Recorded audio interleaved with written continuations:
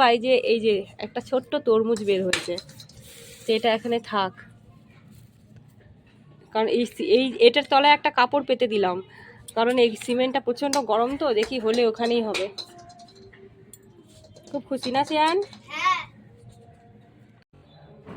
তো বিকালবেলা হঠাৎ করে কারেন্ট চলে যায় আর আমরা এরকম করে বসে থাকি মনমরা হয়ে। আসলে এখন একটুখানি হাওয়ার মধ্যে না থাকলেই প্রচণ্ড ঘাম হচ্ছে, আর এই গরমে একদমই মানে নাজেহাল অবস্থা হয়ে পড়ছি। তার মধ্যে তো সারাদিন দোকান টোকান থেকে আসছি, আর তারপরে সন্ধেবেলা চলে গেলাম মেলাতে। মেলাতে একদমই যাওয়ার ইচ্ছা ছিল না, দেখো খুব যে একটা সাজগোজ করেছি সেটাও না। আর এই কুর্তিটা অনেক দিন ধরে ভরা ছিল, তাই এই কুর্তিটাই আজকে পরে নিলাম। গরমের মধ্যে বেশ ভালো লাগছে পরতে, একদমই গরম গরম লাগছে না। আর সৌরভ গেছে গাড়ি পার্কিং করতে। এখন এই মেলাটা কি উপলক্ষে হচ্ছে সেটা বলতে পারবো না, হয়তো বা 24 প্রহরও হতে পারে। এখন তো সব জায়গায় 24 প্রহরই হচ্ছে, আমার বাপের বাড়ির ওদিকে তো সেই 24 প্রহর শুরু হয়ে গেছে প্রায় প্রত্যেকটা গ্রামে গ্রামে। আর এই যে মেলাটা জায়গাটা বেশ বড়, এটাকে বলে বুধা মাঠ, আমাদের আসানসোলের বুধা মাঠ। গিয়েই তো মেলার মধ্যে ঢুকেই তো শ্রেয়ানের একটার পর একটা বায়না লেগেই আছে, এই যে এখানটায় ঝাঁপাবে, কিন্তু ওর বাবা ওখানে কথা বলছে। শ্রেয়ানকে আর চাপানো হয়নি, কারণ ওখানে মাত্র 5 মিনিটে 30 টাকা 40 টাকা করে বলছে।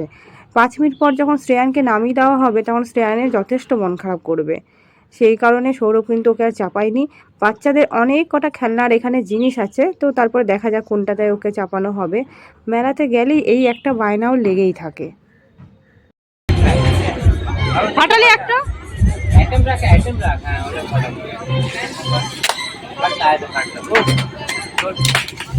কটা ফাটালো?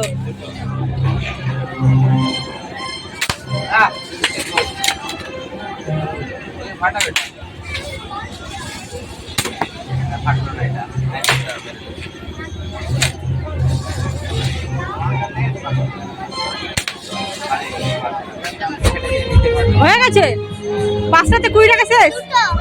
ভালো, কি হলো?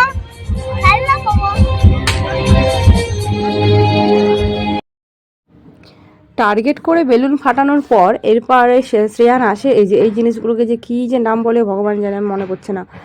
এই যে এই জিনিসটা কেনার কিন্তু খুব বায়না করলো, যারা যারা জিনিসটার নাম জানো তারা কিন্তু কমেন্টে একটু জানাবে। আর খুব বায়না করলো, তো 50 টাকা 60 টাকা বলছিল। তো এই যে শ্রেয়ান অনেকক্ষণ ধরে ঘোরানোর চেষ্টা করছে, কিন্তু ঘোরানো হচ্ছেই না, মনে হয় এটা ঘোরানো যায় না।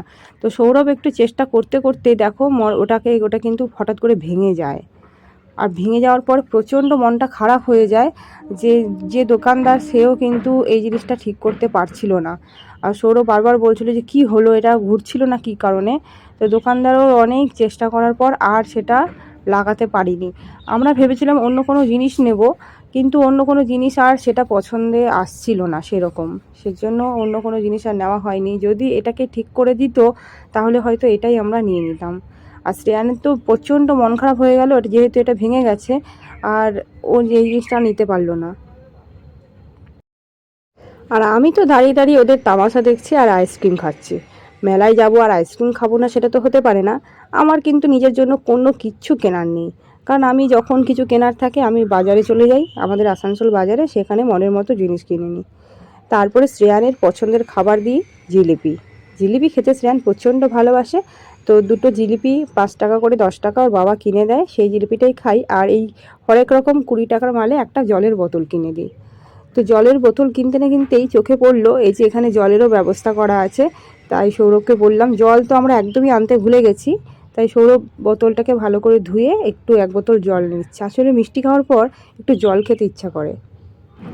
আর মেলা থেকে বাড়ি আসার পথে শ্রেয়ান ফুচকা খাওয়ার বায়না করে।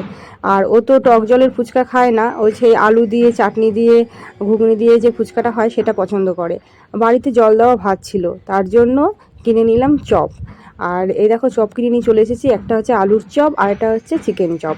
এই দিয়ে আজকে আমাদের রাত্রের খাওয়া দাওয়া হবে বন্ধুরা। আজকের ব্লগটি তোমাদের কেমন লাগলো সেটা কিন্তু কমেন্টে জানাবে, আর ভালো লাগলে লাইক শেয়ার সাবস্ক্রাইব অবশ্যই করবে। আর আজকের মতো এই পর্যন্তই, টাটা, গুড নাইট।